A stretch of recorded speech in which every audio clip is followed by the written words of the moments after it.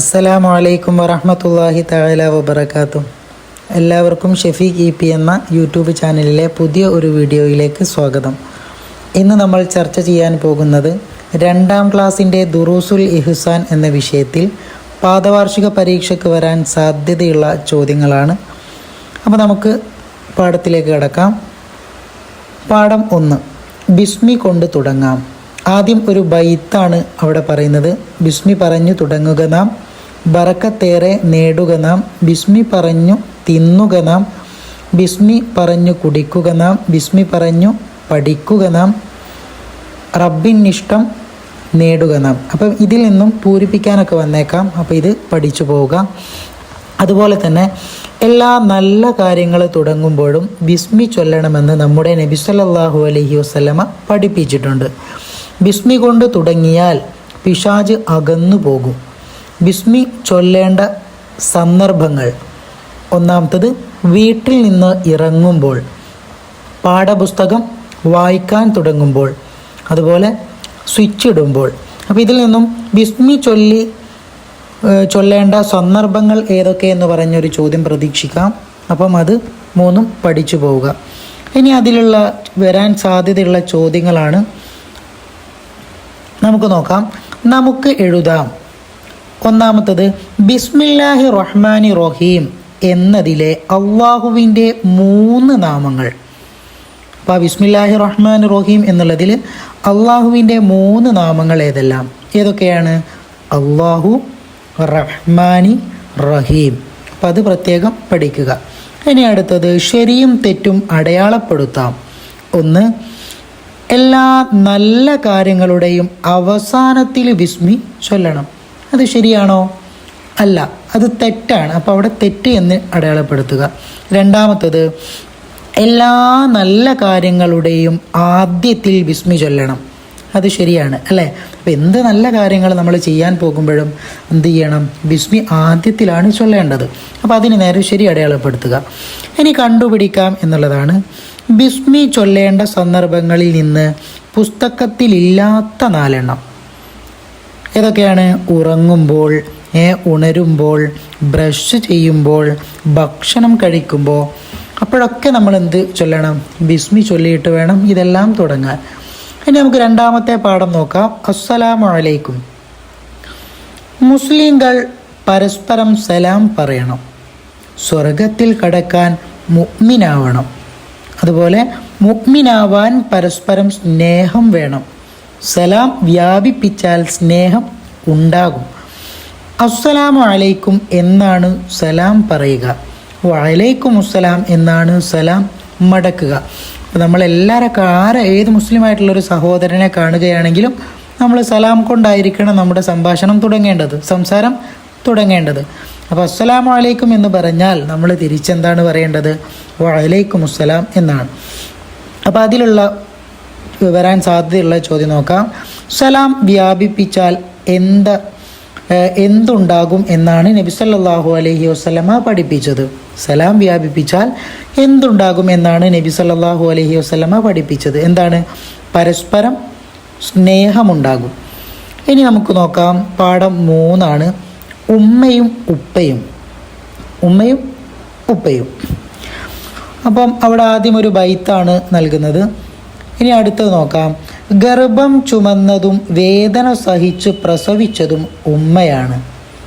അതുപോലെ നമുക്ക് വേണ്ടി കഷ്ടപ്പെട്ട് ജോലി ചെയ്യുന്നത് ഉപ്പയാണ്. മാതാപിതാക്കളെ നാം സ്നേഹിക്കുകയും അനുസരിക്കുകയും വേണം. മാതാപിതാക്കൾക്ക് വേണ്ടി നാം ദുആ ചെയ്യണം.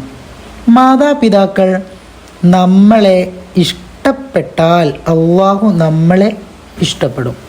അപ്പം ഇതൊക്കെയാണ് അവിടെ നൽകിയ പോയിന്റ്. അപ്പോൾ അതെല്ലാം പഠിക്കുക. ഇനി റിള റബ്ബി ഫി റിളൽ വാലിദൈനി. റബ്ബിൻ്റെ തൃപ്തി മാതാപിതാക്കളുടെ തൃപ്തിയിലാണ്. അപ്പോൾ അത് കാണാതെ പഠിക്കുക. റിള റബ്ബി ഫി റിളൽ വാലിദൈനി. ഇനി അതിൽ വരാൻ സാധ്യതയുള്ള ചോദ്യങ്ങൾ നമുക്കൊന്ന് നോക്കാം. ഉത്തരം എഴുതാം. അള്ളാഹു നമ്മളെ ഇഷ്ടപ്പെടും എപ്പോഴാണ് അള്ളാഹു നമ്മെ ഇഷ്ടപ്പെടുക? ഉത്തരം: മാതാപിതാക്കൾ നമ്മളെ ഇഷ്ടപ്പെട്ടാൽ അള്ളാഹു നമ്മളെ ഇഷ്ടപ്പെടും. മാതാപിതാക്കൾ നമ്മളെ ഇഷ്ടപ്പെട്ടാൽ അള്ളാഹു നമ്മളെ ഇഷ്ടപ്പെടും. അടുത്തത് ഓർത്തു പറയാം, നമ്മൾ ഏറ്റവും ഇഷ്ടപ്പെടുന്ന മുത്ത് നബി സല്ലല്ലാഹു അലൈഹി വസല്ലമയുടെ ഉമ്മയുടെയും ഉപ്പയുടെയും പേരുകൾ എന്താണ്? ഉമ്മയുടെ പേര് ആമിന ബീവി, ഉപ്പയുടെ പേര് അബ്ദുള്ള. ഇനി അടുത്തത് ഉസ്താദിനോട് അന്വേഷിക്കാം, മാതാപിതാക്കളുടെ ഇഷ്ടം നേടാൻ എന്ത് ചെയ്യണം? അപ്പോൾ ഉമ്മയുടെയും ഉപ്പയുടെയും ഒക്കെ ഇഷ്ടം നേടാൻ നമ്മൾ എന്തൊക്കെയാണ് ചെയ്യേണ്ടത്? എന്താണ്? മാതാപിതാക്കൾ പറയുന്നത് നാം അനുസരിക്കണം, നന്നായിട്ട് പഠിക്കണം, കളവ് പറയരുത്, അതുപോലെ കളവ് പറയാതിരിക്കണം, മാതാപിതാക്കൾക്ക് വേണ്ടി എപ്പോഴും പ്രാർത്ഥിക്കണം. അപ്പോൾ ഇതൊക്കെ ചെയ്താൽ മാതാപിതാക്കളുടെ ഇഷ്ടം നേടാൻ നമുക്ക് സാധിക്കും. ഇനി നാലാമത്തെ ഒരു പാഠമാണ് നേരത്തെ ഉറങ്ങാം. അപ്പോൾ നമ്മളെല്ലാവരും ഉറങ്ങുന്നവരാണ് അല്ലേ? അപ്പോൾ നേരത്തെ ഉറങ്ങാം. അപ്പോൾ ആദ്യത്തെ ഒരു ഭാഗത്ത് നോക്കിക്കോളൂ, നേരത്തെ ഉറങ്ങിയാലുള്ള ഗുണങ്ങളാണ്. എന്തൊക്കെയാണ്? ഓരോ ആരോഗ്യം കൂടും. അപ്പോൾ നേരത്തെ ഉറങ്ങിയാൽ ആരോഗ്യം കൂടും, അതുപോലെ പഠനത്തിൽ ശ്രദ്ധ ലഭിക്കും, സന്തോഷം ഉണ്ടാകും, ഓർമ്മശക്തി കൂടും, അതുപോലെ പെരുമാറ്റം നന്നാവും. ഇനി അടുത്തതോ, വൈകി ഉറങ്ങിയാലുള്ള ദോഷങ്ങളോ? ആരോഗ്യം കുറയും, അതുപോലെ പഠനത്തിൽ ശ്രദ്ധ കുറയും, സന്തോഷം നഷ്ടപ്പെടും, ഓർമ്മശക്തി കുറയും, അതുപോലെ പെരുമാറ്റം മോശമാവും. ഇതൊക്കെയാണ് വൈകി ഉറങ്ങിയാൽ ഉണ്ടാകുക. അതുപോലെ ഉറക്കം അള്ളാഹു നൽകിയ വലിയ അനുഗ്രഹമാണ്. ഇശാഇന് മുമ്പ് ഉറങ്ങുന്നതും ഇശാഇന് ശേഷം സംസാരിക്കുന്നതും നബിക്ക് ഇഷ്ടമായിരുന്നില്ല. അപ്പോൾ അത് നല്ലോണം പഠിക്കുക. ഇനി അടുത്ത് നോക്കാം, തദ്രിബാത്ത്. അതിൽ വരാൻ സാധ്യതയുള്ള ചോദ്യങ്ങൾ, നേരത്തെ ഉറങ്ങിയാലുള്ള ഗുണങ്ങൾ. അപ്പോൾ താഴെ എന്തെല്ലാം പറയുന്നുണ്ട്? നേരത്തെ ഉറങ്ങിയാലുള്ള ഗുണങ്ങളും വൈകി ഉറങ്ങിയാലുള്ള ദോഷങ്ങളൊക്കെ പറയുന്നുണ്ട്. അപ്പോൾ താഴെ പറയുന്നവയിൽ ശരിയായ കോളങ്ങൾക്ക് നിറം നൽകുക എന്നുള്ളതാണ്. അപ്പോൾ ഏതാണ് ശരിയായത്? ആരോഗ്യം കുറയും. നേരത്തെ ഉറങ്ങിയാലുള്ള ഗുണങ്ങളാണ് ആരോഗ്യം കുറയും. ശരിയാണോ? അത് തെറ്റാണ്. അപ്പോൾ അതിന് നിറം നൽകേണ്ട. അടുത്തതോ, ഓർമ്മശക്തി കൂടും. അത് ശരിയാണ്. അപ്പോൾ അതിന് നിറം നൽകുക. അതുപോലെ പെരുമാറ്റം നന്നാകും. അതും ശരിയാണ്, നിറം നൽകുക.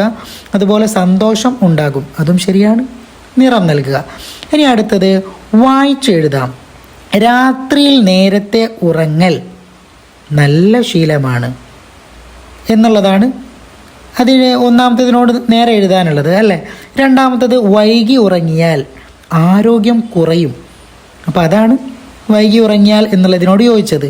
അതുപോലെ മൂന്നാമത്തത്, നമ്മുടെ നബി സല്ലല്ലാഹു അലൈഹി വസല്ലമക്ക് ഇഷ്ടമല്ലായിരുന്നു. നമ്മുടെ നബിക്ക് ഇഷ്ടമായിരുന്നില്ല എന്ത്? ഇശായിന് മുമ്പുള്ള ഉറക്കം. അപ്പോൾ ഇശായിൻ്റെ മുമ്പുള്ള ഉറക്കം നബി സല്ലല്ലാഹു അലൈഹി വസല്ലമ തങ്ങൾക്ക് ഇഷ്ടമായിരുന്നില്ല. അപ്പോൾ അതാണ് അടുത്തിന് നേരെ എഴുതാനുള്ളത്. അപ്പോൾ ദുആ വസിയത്തോടെ നിർത്തുന്നു. ആഖിറു ദഅവാന അനിൽ ഹംദുലില്ലാഹി റബ്ബിൽ ആലമീൻ. അസ്സലാമു അലൈക്കും വറഹ്മത്തുള്ളാഹി തആല വബറകാതുഹു.